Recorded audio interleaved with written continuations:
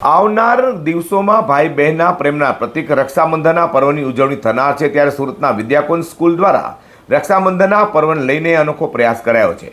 દેશની સરહદ પર તૈનાત જવાનો માટે શાળાના બાળકોએ જાતે રાખડીઓ તૈયાર કરી છે। રક્ષાબંધનના પર્વે બહેન ભાઈના પવિત્ર સંબંધની સાથે દેશના જવાનો પ્રત્યે સન્માન વ્યક્ત કરવા વિદ્યાકુંજ સ્કૂલના વિદ્યાર્થીઓએ અનોખી પહેલ કરી છે।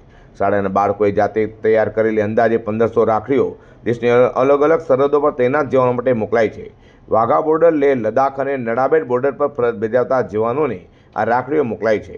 બાળકોમાં પોલીસ અને સૈનિકોના મહત્વ તથા દેશની સુરક્ષા માટે તેમના યોગદાન અંગે જાગૃતિ આવે તે હેતુથી આ પ્રયાસ હાથ ધરાયો છે।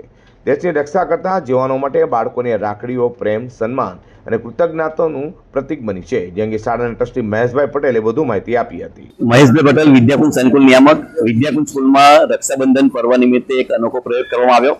રક્ષાબંધન ભાઈ બહેનના પવિત્ર તહેવારનો તહેવાર છે, ત્યારે આ રક્ષાબંધને અમારા વિદ્યાર્થીઓ દ્વારા લગભગ 1200 થી 1500 રાખડી બનાવી છે અને તે રાખડી સૈનિક સન્માન રાખડી તરીકે અમે તૈયાર કરી અને સૈનિકોનું સન્માન કાયમ માટે અમે જાળવીશું એવી વચન આપીને અમે રાખડી મોકલી રહ્યા છીએ। સાથે સાથે ભગવાન ચારે દિશાઓમાંથી સૈનિકોની રક્ષા કરે એવા ભાવ સાથે, એવી પ્રાર્થના સાથે રાખડી અમારા વિદ્યાર્થીઓ બનાવી છે।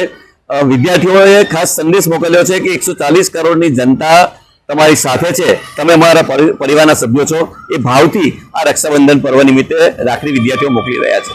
દરેક તહેવારોની હર્ષોલ્લાસ સાથે ઉજવણી કરતા સુરતીઓ દેશની રક્ષા માટે સરહદ પર ઊભા રહેતા સૈનિકો પણ તહેવાર ઉજવી શકે તે માટે તેમને રાખડી મોકલી બાળકોએ પણ ખરેખર સુરતીઓનું ફરજ નિભાવી છે।